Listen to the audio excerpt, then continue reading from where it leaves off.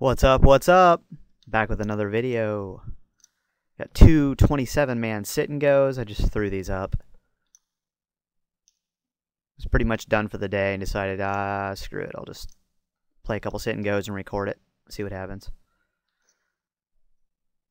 I just pretty much brought up the sit and go table and started the first two 27-man sit and goes that I saw.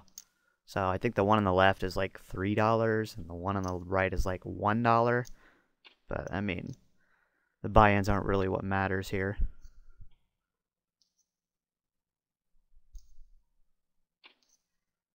(7-6) offsuit on the button is pretty much garbage. I mean, it's nice to be in position, and if we get like two callers, I'll probably throw in a call. No. I mean, this one just started. That's like literally my second hand. And there's just no reason to play it. I mean, what do you do there with second pair and a 7 kicker? You might be good. You gonna overcall a bet and a call behind though? With second pair and a 7 kicker? What if all 3 people call? Now what do you do on the turn? You got a gut shot, second pair, and no real draw. I mean, you probably have the best hand now. I doubt somebody has an 8. But you're going to play it all the way to the river here against a pre-flop raiser just to find out. No, that's a solid fold right there, 7-6.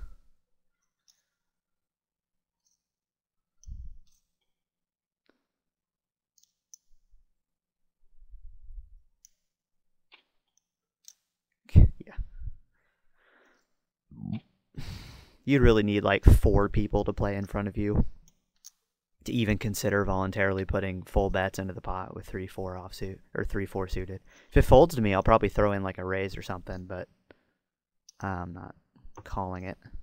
Especially when I'm not right on the button, because I could call and someone behind me could call. I'm not even in position.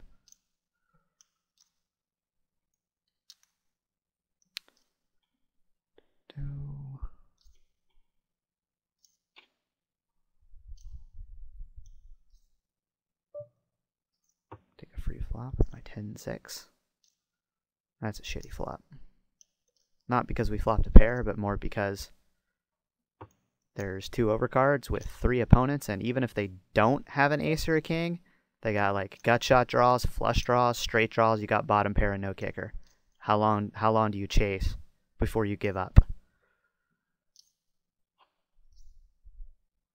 Even if you call there thinking you might have the best hand, what do you do if like a queen or a jack hits? I think this is worth a limp. I really don't like open limping, but in this situation, I don't see a problem with open limping with jack 10 offsuit. It also keeps the pot small, so if someone does decide to raise, then it's usually not a big raise. And here, this is just a min raise after a limper. That's utter ridiculousness. There's absolutely no reason for that play whatsoever. I flop an open and straight draw with the flush draw on the board. You know what? I'm gonna just try to pick it up here. I hate drawing to something if I'm in position. I hate just checking it and just hoping. I don't think he checks top pair on this board. Straight draws and flush draws, I don't think he's checking a queen in this situation. I just don't. So what I'm gonna do is I'm gonna bet full pot, because I don't think he's checking a queen. How to win with jack high?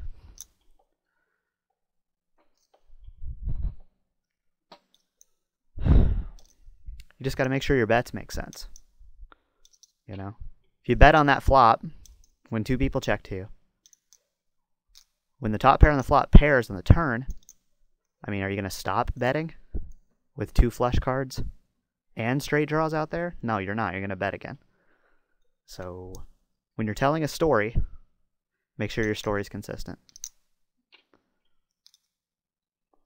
Because if your story has holes in it, it's probably fiction.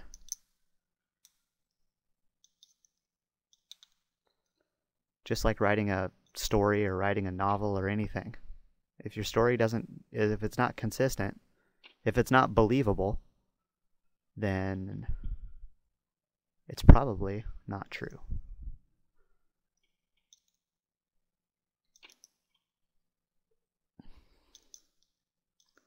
little fundamental theory of poker right there.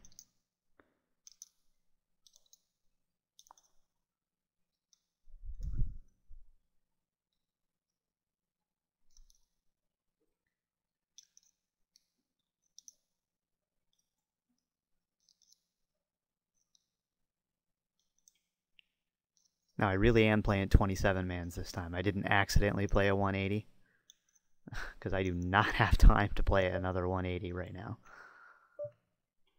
If I played a 180, I wouldn't have any time left at all.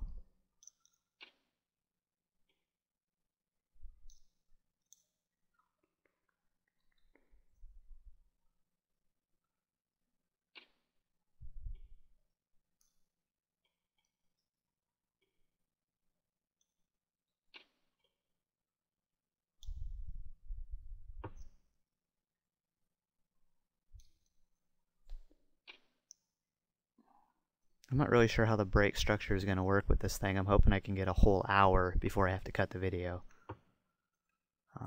Assuming I am still in at least one of these, and yeah, I do get, okay, I get a whole hour. Good. Usually 27 mans only get to one break. A lot of times you'll get to the final table before you get to a break in these things. And then usually, you know, you get to the final table and then the break is usually pretty much right away. I don't know how you get all your chips in with ace-9 there. I didn't really see that hand. Might have to open that up and check it out. What do we got? Let's see where all the betting took place here. If it was all in pre-flop, I could almost understand. Wow. I mean, wow. Okay. So he bets. Wow, we're going to talk about this hand. Yeah, queen 4. Who the fuck cares? Yeah, we're going to talk about this hand. Let's see. Is it a raise pre-flop? I would assume so. Oh, wow, we get it. Okay. Wow, okay. So this guy raises with pocket 10s. 2 in to 60. This guy barely even qualifies for a raise. Like, he just bumps it up to 100. Okay? I'm going to put this over here for a second. Close this. Bumps it up to 100. This guy just calls. Okay.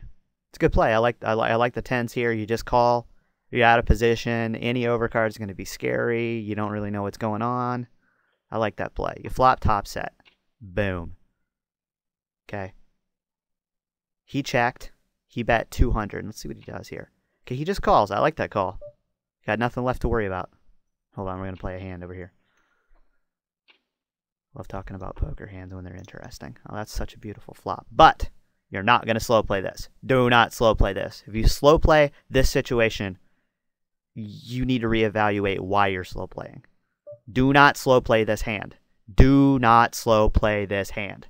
Don't slow play it. Too many straight draws. Too many flush draws. Do not slow play this hand. You want to get value out of this hand. Wow, see? That's such a terrible fucking card. We'll see what he does. Check it over here. I'm just going to check behind. I want to keep this pot small. If he hit the queen, I don't want to, you know, go crazy with it.